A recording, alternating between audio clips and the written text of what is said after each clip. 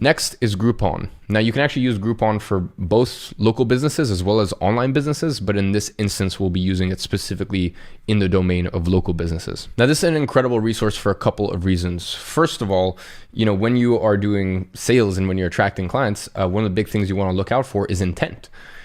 Every business that lists on Groupon already knows that they need to attract more customers and they're willing to do the marketing in order to make it happen.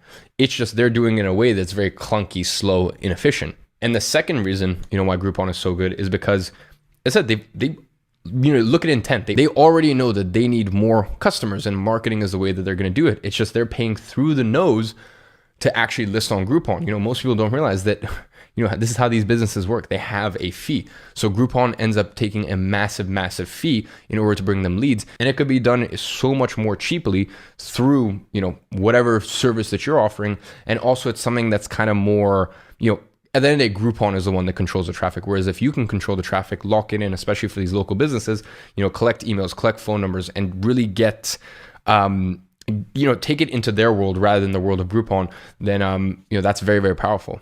So just like Google Maps, this is as simple as searching for your niche and a specific location. Now, of course, you can go nationwide too.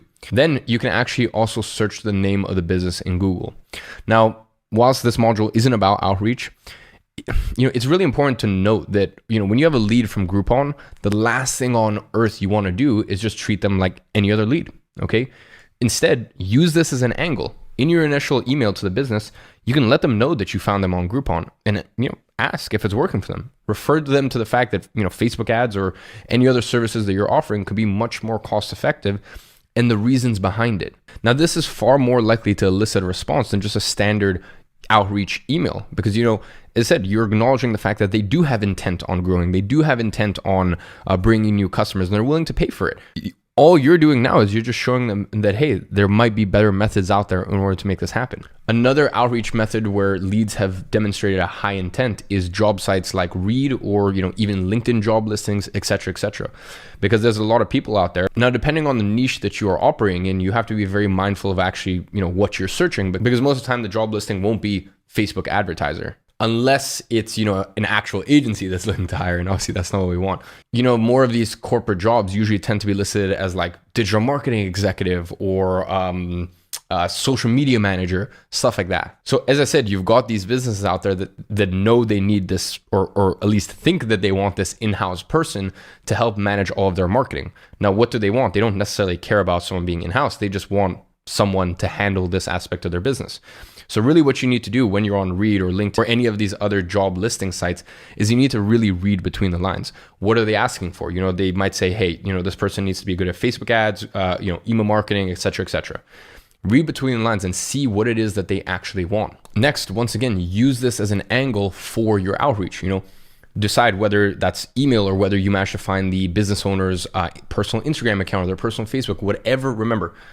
Remember what outreach is. It's really just getting a message to a prospect. The medium in which you do it in doesn't really matter. So, that's really up to you. But point is, you get in front of the prospect and you use it as an angle. You say, look, I saw your job listing for a full-time role. Have you ever considered an agency? And you just run through all the benefits, the headache of having to hire someone. If they're bad, fire them. And most of the time they are bad, fire them, payroll, this, et cetera, and the flexibility of an agency and the fact that, they have access to multiple people. It's not just one person, it's multiple people's expertise. Most of the time agencies can provide a much better experience, much better results in a more cost efficient way, as well as with a lot more flexibility. Bear in mind, this is a no-brainer way of doing outreach, right?